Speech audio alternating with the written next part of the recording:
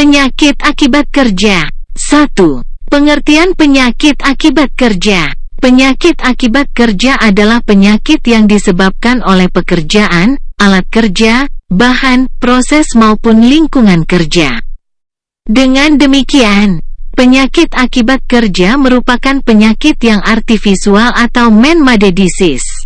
Sejalan dengan hal tersebut terdapat pendapat lain yang menyatakan bahwa penyakit akibat kerja ialah gangguan kesehatan baik jasmani maupun rohani yang ditimbulkan ataupun diperparah karena aktivitas kerja atau kondisi yang berhubungan dengan pekerjaan. Hebi Ilmaat Zim, 2013, 2. Penyebab penyakit akibat kerja. Terdapat beberapa penyebab penyakit akibat kerja yang umum terjadi di tempat kerja. Berikut beberapa jenis yang digolongkan berdasarkan penyebab dari penyakit yang ada di tempat kerja. A. Golongan fisik, bising, radiasi, suhu ekstrim, tekanan udara, vibrasi, penerangan. B. Golongan kimiawi, semua bahan kimia dalam bentuk debu, uap, gas, larutan, kabut. C. Golongan biologik, bakteri, virus, jamur. D. Golongan fisiologi, ergonomik, desain tempat kerja, beban kerja. E. Golongan psikososial, stres psikis, monotoni kerja, tuntutan pekerjaan. Efek pencahayaan pada mata, kekuatan pencahayaan beraneka ragam, yaitu berkisar 2,000 sampai 100,000 lux di tempat terbuka sepanjang hari dan pada malam hari dengan pencahayaan buatan 50 sampai 500 lux. Kelelahan pada mata ditandai oleh A. Iritasi pada mata konjungtiva. B. Penglihatan ganda. C. Sakit kepala. D. Daya akomodasi dan konvergensi turun. E. Ketajaman penglihatan. Upaya perbaikan penggunaan pencahayaan di tempat kerja. Grangian, 1980, menyarankan sistem desain pencahayaan di tempat kerja sebagai berikut. A. Hindari sumber pencahayaan lokal langsung dalam penglihatan pekerja. B. Hindari penggunaan cat mengkilap terhadap mesin-mesin, meja, kursi, dan tempat kerja. C. Hindari pemasangan lampu FLTL yang tegak lurus dalam garis penglihatan. 4.3. Macam-macam penyakit akibat kerja. Pencemaran udara oleh partikel dapat disebabkan karena peristiwa alamiah maupun ulah manusia, yaitu lewat kegiatan industri dan teknologi. Partikel yang mencemari udara banyak macam dan jenisnya, tergantung pada macam dan jenis kegiatan industri dan teknologi yang ada. Partikel-partikel udara sangat merugikan kesehatan manusia. Pada umumnya, udara yang tercemar oleh partikel dapat menimbulkan berbagai macam penyakit saluran pernapasan atau pneumokoniosis. Pneumokoniosis adalah penyakit saluran pernapasan yang disebabkan oleh adanya partikel, debu, yang masuk atau mengendap di dalam paru-paru. Penyakit pneumokoniosis banyak jenisnya. Tergantung dari jenis partikel, debu, yang masuk atau terhisap ke dalam paru-paru. Beberapa jenis penyakit pneumokoniosis yang banyak dijumpai di daerah yang memiliki banyak kegiatan industri dan teknologi, yaitu silikosis, asbestosis, bisinosisi, antrakosis, dan beriliosis. 5A. Penyakit silikosis. B. Penyakit asbestosis. C. Penyakit bisnosis. D. Penyakit antrakosis. E. Penyakit beriliosis. F. Penyakit saluran pernafasan. G. Penyakit kulit. H. Kerusakan pendengaran. I. Gejala pada punggung dan sendi. J. Kanker. K. Koronari arteri. L. Penyakit liver. M. Masalah neuropsikiatrik. N. Penyakit yang tidak diketahui sebabnya. 6.3. A. Penyakit silikosis. Penyakit silikosis disebabkan oleh pencemaran debu silika bebas, berupa SiO2, yang terhisap masuk ke dalam paru-paru dan kemudian mengendap. Debu silika bebas ini banyak terdapat di pabrik besi dan baja, keramik, pengecoran beton, bengkel yang mengerjakan besi, mengikir, menggerinda, del. Selain dari itu, debu silika juga banyak terdapat di tempat penampang besi, timah putih dan tambang batu bara. Pemakaian batu bara sebagai bahan bakar juga banyak menghasilkan debu silika bebas SiO2. Pada saat dibakar, debu silika akan keluar dan terdispersi ke udara bersama-sama dengan partikel yang lainnya, seperti debu aluminia, oksida besi dan karbon dalam bentuk debu. Tempat kerja yang potensial untuk tercemari oleh debu silika perlu mendapatkan pengawasan keselamatan dan kesehatan kerja dan lingkungan yang ketat sebab penyakit silikosis belum ada obatnya yang tepat. 73. Penyakit asbestosis. Penyakit asbestosis adalah penyakit akibat kerja yang disebabkan oleh debu atau serat asbes yang mencemari udara. Asbes adalah campuran dari berbagai macam silikat. Namun yang paling utama adalah magnesium silikat. Debu asbes banyak dijumpai pada pabrik dan industri yang menggunakan asbes, pabrik pemintalan serat asbes, pabrik beratap asbes dan lain sebagainya. Debu asbes yang terhirup ke dalam paru-paru akan mengakibatkan gejala sesak nafas dan batuk-batuk yang disertai dahak. Ujung-ujung jari penderitanya akan tampak besar, melebar. Apabila dilakukan pemeriksaan pada dahak, maka akan tampak debu asbes dalam dahak tersebut. Pemakaian asbes untuk berbagai macam keperluan kiranya perlu diikuti dengan kesadaran akan keselamatan dan kesehatan lingkungan agar jangan mengakibatkan asbestosis ini. 3.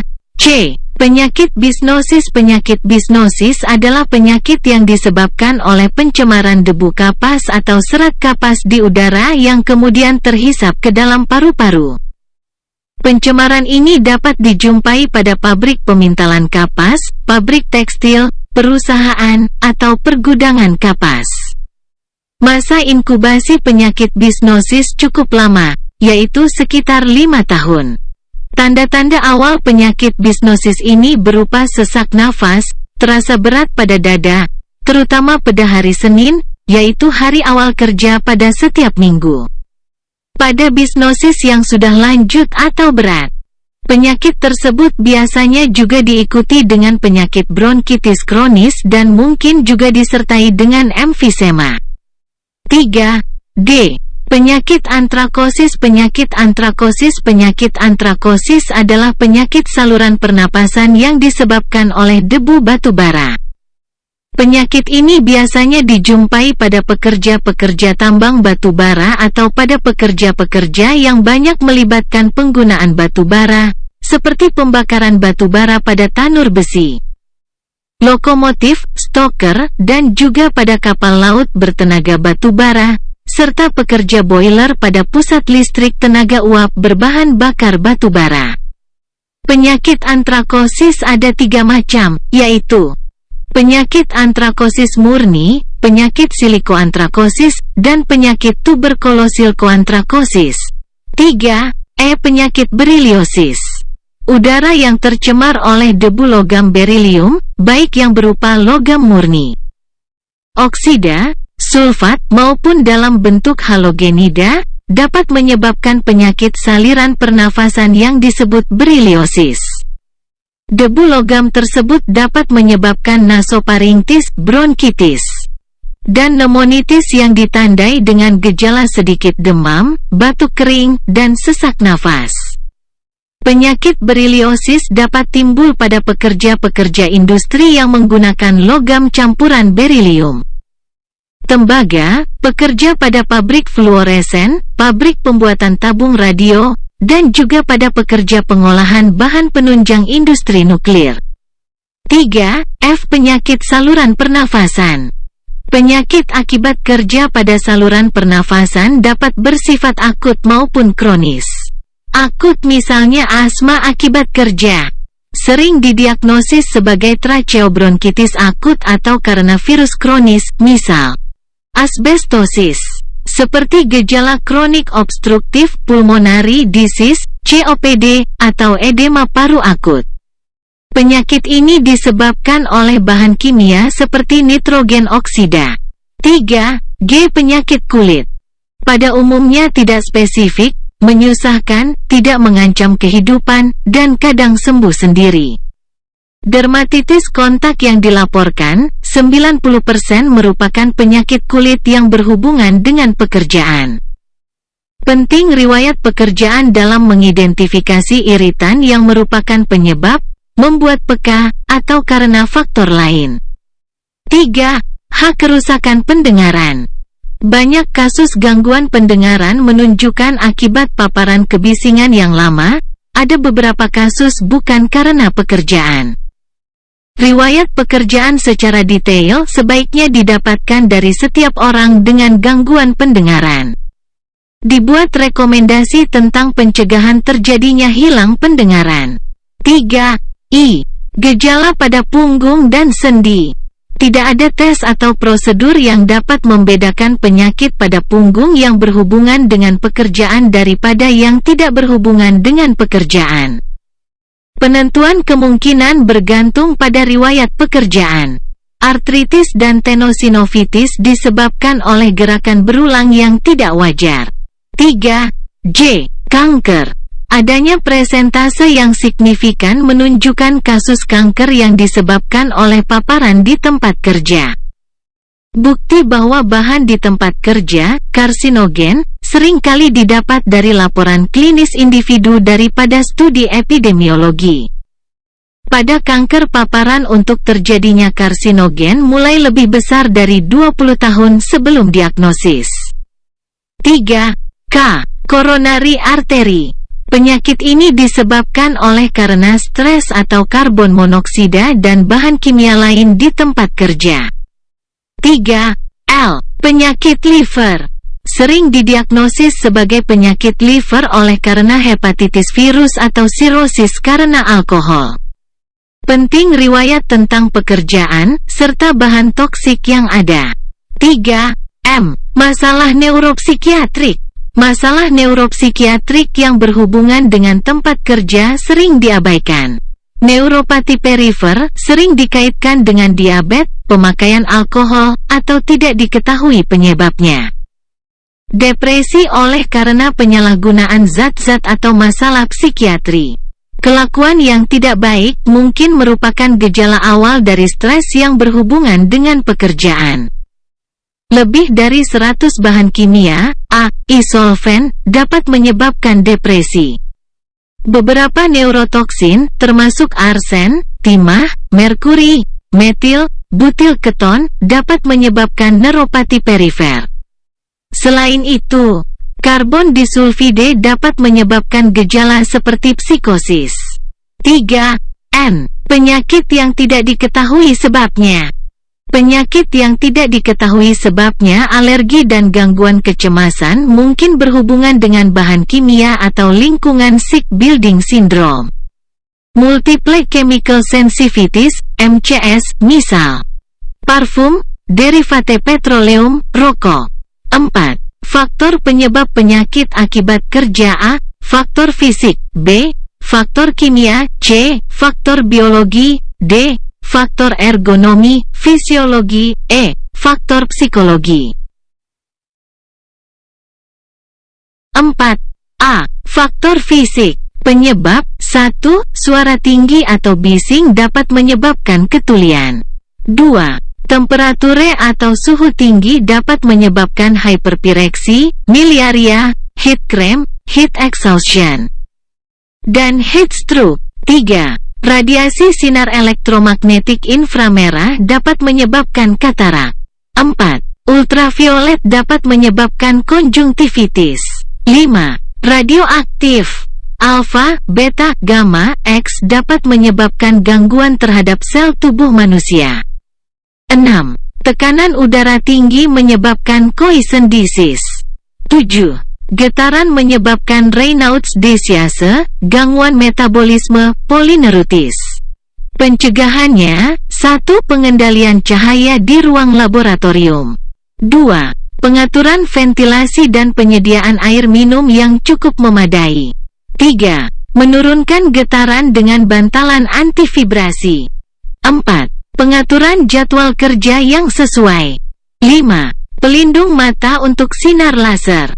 6. Filter untuk mikroskop. 4. B. Faktor kimia. Penyebab, asal, bahan baku, bahan tambahan, hasil sementara. Hasil samping, produk, sisa produksi atau bahan buangan. Bentuk, zat padat, cair, gas, uap maupun partikel. Cara masuk tubuh dapat melalui saluran pernafasan, saluran pencernaan kulit dan mukosa. Masuknya dapat secara akut dan secara kronis. Efek terhadap tubuh, iritasi, alergi, korosif, aspiksia, keracunan sistematik, kanker, kerusakan kelainan janin. Terjadi pada petugas pekerja yang sering kali kontak dengan bahan kimia dan obat-obatan seperti antibiotika. Demikian pula dengan solven yang banyak digunakan dalam komponen antiseptik. Desinfektan dikenal sebagai zat yang paling karsinogen. Semua bahan cepat atau lambat ini dapat memberi dampak negatif terhadap kesehatan. Gangguan kesehatan yang paling sering adalah dermatosis kontak akibat kerja yang pada umumnya disebabkan oleh iritasi, amoniak, dioksan, dan hanya sedikit saja oleh karena alergi, keton. Bahan toksik, trikloroetane, tetrachlorometane, jika tertelan, terhirup atau terserap melalui kulit dapat menyebabkan penyakit akut atau kronik, bahkan kematian. Bahan korosif, asam dan basa, akan mengakibatkan kerusakan jaringan yang irreversibel pada daerah yang terpapar. Pencegahannya. 1. Material Safety Data Sheet, MSDS, dari seluruh bahan kimia yang ada untuk diketahui oleh seluruh petugas laboratorium. 2. Menggunakan karet isap, rubber bulbe, atau alat vakum untuk mencegah tertelannya bahan kimia dan terhirupnya aerosol. 3. Menggunakan alat pelindung diri, pelindung mata, sarung tangan, celemek. Jas laboratorium, dengan benar. 4. Hindari penggunaan lensa kontak, karena dapat melekat antara mata dan lensa. 5. Menggunakan alat pelindung pernafasan dengan benar. 4. C. Faktor biologi. Penyebab: viral diseases, rabies, hepatitis. Fungal diseases, antraks, leptospirosis, brucellosis, TBC, tetanus. Parasitic diseases, ankylostomiasis, schistosomiasis. Lingkungan kerja pada pelayanan kesehatan favorabel bagi berkembang biaknya strain kuman yang resisten, terutama kuman-kuman piogenik, coli, bacilli dan staphylococcus, yang bersumber dari pasien. Benda-benda yang terkontaminasi, dan udara. Virus yang menyebar melalui kontak dengan darah dan sekreta, misalnya HIV dan hepatitis B, dapat menginfeksi pekerja sebagai akibat kecelakaan kecil di pekerjaan. Misalnya karena tergores atau tertusuk jarum yang terkontaminasi virus. Angka kejadian infeksi nosokomial di unit pelayanan kesehatan cukup tinggi. Secara teoritis kemungkinan kontaminasi pekerja sangat besar. Sebagai contoh, dokter di rumah sakit mempunyai risiko terkena infeksi 2-3 kali lebih besar daripada dokter yang praktek pribadi atau swasta. Dan bagi petugas kebersihan, menangani limbah yang infeksius senantiasa kontak dengan bahan yang tercemar kuman patogen maupun debu beracun mempunyai peluang terkena infeksi. Pencegahannya. 1. Seluruh pekerja harus mendapat pelatihan dasar tentang kebersihan, epidemiologi, dan desinfeksi. 2. Sebelum bekerja dilakukan pemeriksaan kesehatan pekerja untuk memastikan dalam keadaan sehat badan, punya cukup kekebalan alami untuk bekerja dengan bahan infeksius, dan dilakukan imunisasi. 3. Melakukan pekerjaan laboratorium dengan praktek yang benar, good laboratory practice. 4. Menggunakan desinfektan yang sesuai dan cara penggunaan yang benar. 5. Sterilisasi dan desinfeksi terhadap tempat, peralatan, sisa bahan infeksius, dan spesimen secara benar. 6. Pengelolaan limbah infeksius dengan benar. 7. Menggunakan kabinet keamanan biologis yang sesuai. 8. Kebersihan diri dari petugas. 4. D. Faktor ergonomi, fisiologi. Faktor ini sebagai akibat dari cara kerja, posisi kerja, alat kerja, lingkungan kerja yang salah, dan konstruksi yang salah. Efek terhadap tubuh, kelelahan fisik, nyeri otot, deformitas tulang, perubahan bentuk, dislokasi, dan kecelakaan. Ergonomi sebagai ilmu, teknologi, dan seni berupaya menyerasikan alat, cara, proses, dan lingkungan kerja terhadap kemampuan, kebolehan, dan batasan manusia untuk terwujudnya kondisi dan lingkungan kerja yang sehat, aman, nyaman, dan tercapai efisiensi yang setinggi-tingginya. Pendekatan ergonomik bersifat konseptual dan kuratif. Secara populer kedua pendekatan tersebut dikenal sebagai to fit the job to the man and to fit the man to the job. Sebagian besar pekerja di perkantoran atau pelayanan kesehatan pemerintah bekerja dalam posisi yang kurang ergonomis, misalnya tenaga operator peralatan.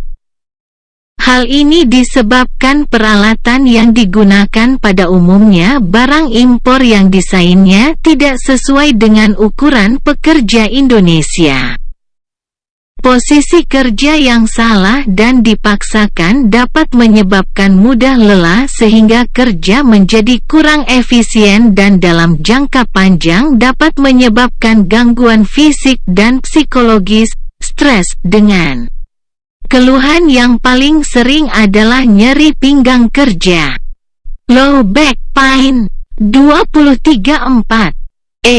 Faktor psikologi. Faktor ini sebagai akibat organisasi kerja, tipe kepemimpinan, hubungan kerja komunikasi, keamanan, tipe kerja, monoton, berulang-ulang, kerja berlebihan, kerja kurang, kerja shift, dan terpencil.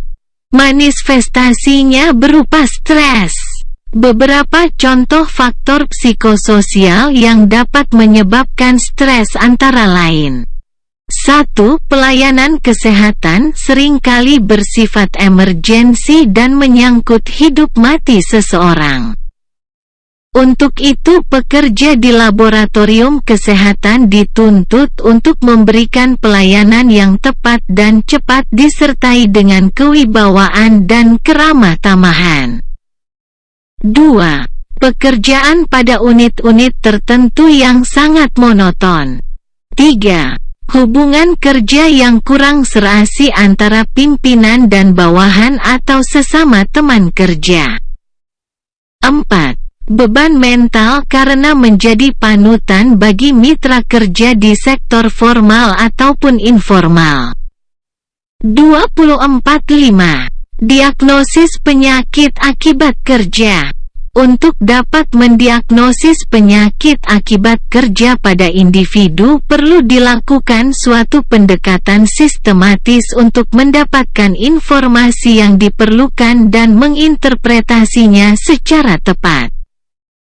Pendekatan tersebut dapat disusun menjadi 7 langkah yang dapat digunakan sebagai pedoman. 1. Menentukan diagnosis klinis.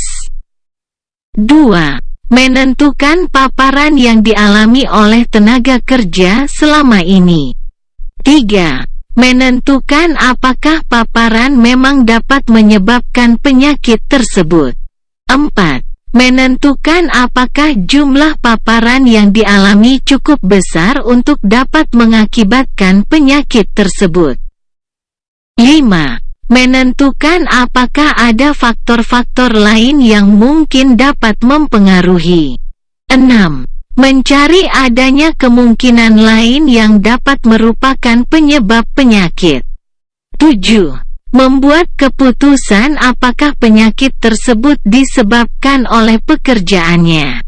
25.6. Pencegahan penyakit akibat kerja. Berikut ini beberapa tips dalam mencegah penyakit kerja, diantaranya. 1. Memakai alat pelindung diri secara benar dan teratur.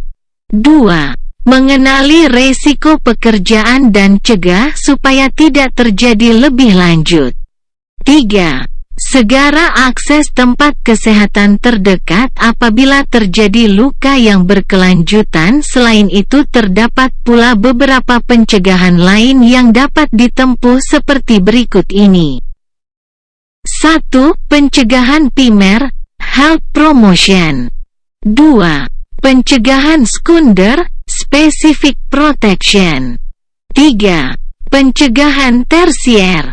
6a. Pencegahan primer, health promotion. Perilaku kesehatan. Faktor bahaya di tempat kerja. Perilaku kerja yang baik. Olahraga. Gizi. B. Pencegahan sekunder, specific protection. Pengendalian melalui perundang-undangan. Pengendalian administratif, organisasi, rotasi, pembatas jam kerja. Pengendalian teknis, substitusi, isolasi, alat pelindung diri, APD. Pengendalian jalur kesehatan imunisasi, C. Pencegahan tersier. Pemeriksaan kesehatan prakerja. Pemeriksaan kesehatan berkala. Pemeriksaan lingkungan secara berkala. Surveillance. Pengobatan segera bila ditemukan gangguan pada pekerja. Pengendalian segera di tempat kerja. 6. Pencegahan penyakit akibat kerja. Ada dua faktor yang membuat penyakit mudah dicegah. A. Bahan penyebab penyakit mudah diidentifikasi, diukur, dan dikontrol. B. Populasi yang berisiko biasanya mudah didatangi dan dapat diawasi secara teratur serta dilakukan pengobatan. Pedoman deteksi dini menurut WHO. A. Perubahan biokimiawi dan morfologis yang dapat diukur melalui analisis laboratorium. Misalnya hambatan aktivitas kolinesterase pada paparan terhadap pestisida organofosfat. Penurunan kadar hemoglobin, Hb, sitologi sputum yang abnormal, dan sebagainya. B. Perubahan kondisi fisik dan sistem tubuh yang dapat dinilai melalui pemeriksaan fisik laboratorium. Misalnya elektrokardiogram, uji kapasitas kerja fisik, uji saraf, dan sebagainya. C. Perubahan kesehatan umum yang dapat dinilai dari riwayat medis. Misalnya rasa kantuk dan iritasi mukosa setelah paparan terhadap pelarut-pelarut organik. 28. Selain itu terdapat pula beberapa pencegahan lain yang dapat ditempuh yaitu pemeriksaan kesehatan. Pemeriksaan kesehatan ini meliputi A. Pemeriksaan sebelum penempatan.